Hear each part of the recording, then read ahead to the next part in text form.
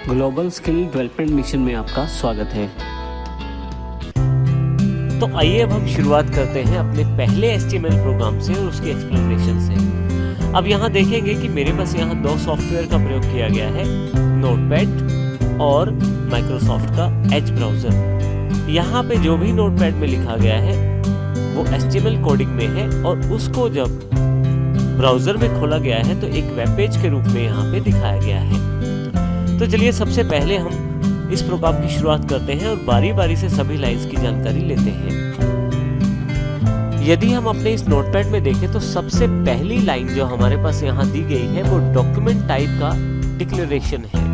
अर्थात ये लाइन ये जानकारी देती है कि हम जिस HTML वर्जन को फॉलो कर रहे हैं वो HTML5 है। तो यहाँ पे पहली लाइन का अर्थ यहाँ पे HTML वर्जन की जानकारी देना है।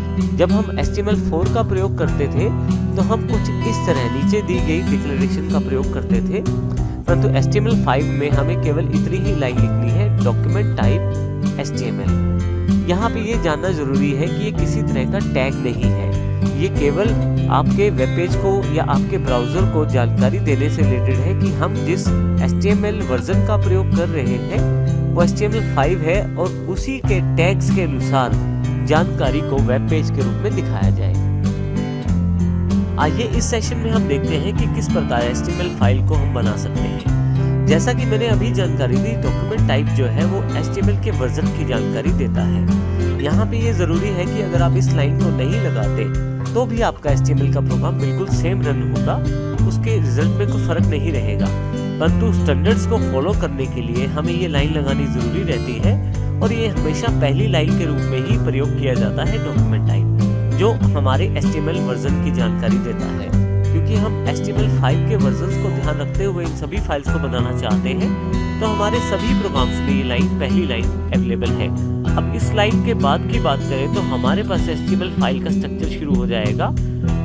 आइए अब हम HTML फाइल के स्ट्रक्चर को समझते हैं। HTML फाइल को शुरू करने के लिए आपको सबसे पहला टैग जो लगाना होता है वो HTML टैग होता है।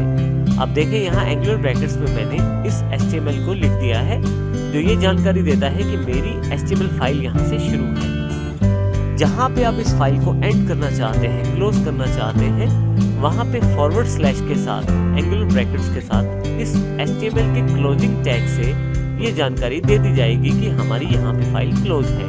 इसके बीच में हम HTML फाइल का स्ट्रक्चर के द्वारा अपने वेब पेज को बना सकते हैं। HTML फाइल्स मुख्यतः दो भागों में विभाजित रहती है।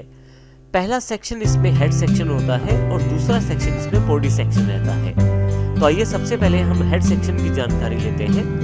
हेड सेक्शन को बनाने के लिए आपको हेड टैग का प्रयोग करना पड़ता है। यहाँ पे एंगुलर ब्रैकेट्स में हेड टैग को दिया गया है और यहाँ से आपका हेड सेक्शन शुरू हो जाता है और यहाँ पे नीचे की तरफ फॉरवर्ड स्लैश के साथ जहाँ पे मैं हेड टैग को क्लोज करता हूँ वहां तक आपका हेड सेक्शन जारी रहता है।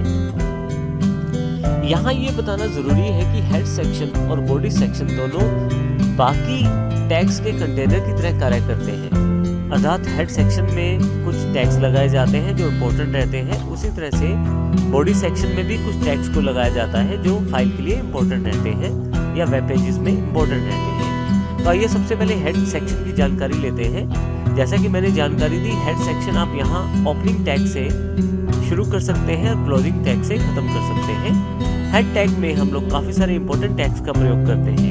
इनमें कुछ इंपॉर्टेंट टैग्स की जानकारी यहाँ पे दी गई है, जैसे कि टाइटल टैग का प्रयोग हम वेब पेज के टाइटल को दिखाने के लिए करते हैं। वेब पेज में लेफ्ट साइड ऊपर की तरफ जो टाइटल दिखाया जाता है उसको आप टाइटल टैग से दिखा सकते हैं। टाइटल टैग को हम हेड सेक्शन में ही प्लेस करते हैं।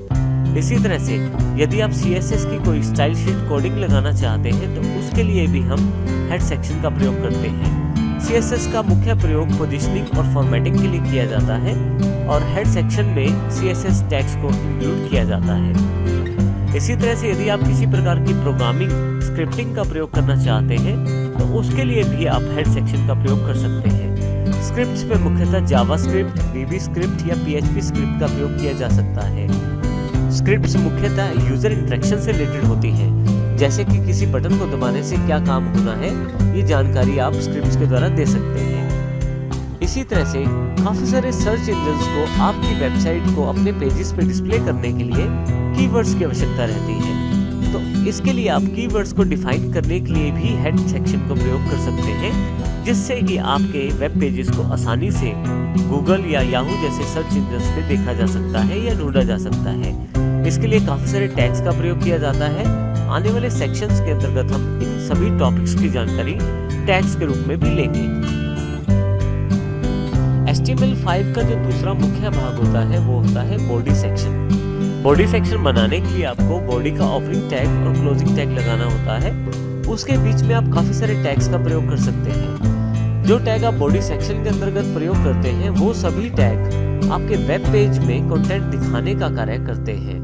अब देखें कुछ इस प्रकार से यहाँ पे, जैसा कि यहाँ दिखाया गया है, स्मार्टो सिस्टम्स या let's start learning HTML series. ये जानकारी देने के लिए आपको बॉडी सेक्शन के अंतर्गत कुछ टैग्स का प्रयोग करना पड़ेगा, ताकि आप आसानी से उनको इंफॉर्मेशन को डिस्प्ले करवा पाएं अपने वेब पेजेस के अंतर्गत। आइए अब हम इस एग्जांपल को प्रैक्टिकल रूप में समझते हैं।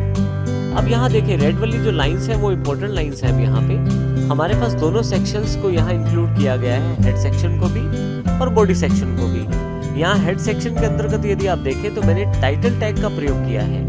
टाइटल टैग का प्रयोग आप अपने वेब पेज के टाइटल को डिस्प्ले करने के लिए कर सकते हैं। ये टाइटल यहाँ ब्राउजर में लेफ्ट हैंड साइड ऊपर की तरफ पेज के साथ यहाँ दिखाया जाता है। देखिए मेरे पास टाइटल जो यहाँ मैंने दिया है ISST एम्स HTML सीरीज है, और वही टाइटल यहाँ पे माइक्रोसॉफ्ट एज के इस ब्राउजर में टाइटल बार में दिखाया गया है। इस तरह से बॉडी सेक्शन में दो टैग का प्रयोग किया गया है, H1 और H2। H1, H2 दोनों हेडिंग टैग से रिलेटेड है। हेडिंग टैग्स की जानकारी हम आने वाले सेशन में लेंगे, परंतु यहाँ पे हम ये जानकारी समझना चाहते हैं कि किस प्रकार हम हेड 1 और हेड 2 अर्थात हेडिंग टैग का प्रयोग करते हुए यहाँ पे कुछ कंटेंट डिस्प्ले करवा सकते हैं अपने वेब पेज के अंतर्गत। H1 जो है वो साइज में बड़ा रहता है, तो स्मार्टो सिस्टम्स यहाँ जो लिखा हुआ है वो यहाँ पे बड़े अक्षरों में दिखाया गया है। वहीं पे H2 H1 के मुकाबले थोड़ा सा छोटा रहता है। तो देखिए यहाँ पे let's start learning HTML series का जो टाइटल दिया गया है वो यहाँ पे दिखाया गया है।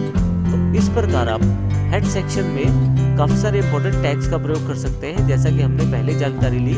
और इस तरह से बॉडी सेक्शन में भी काफी सारे इंपॉर्टेंट टैग्स का प्रयोग करेंगे जो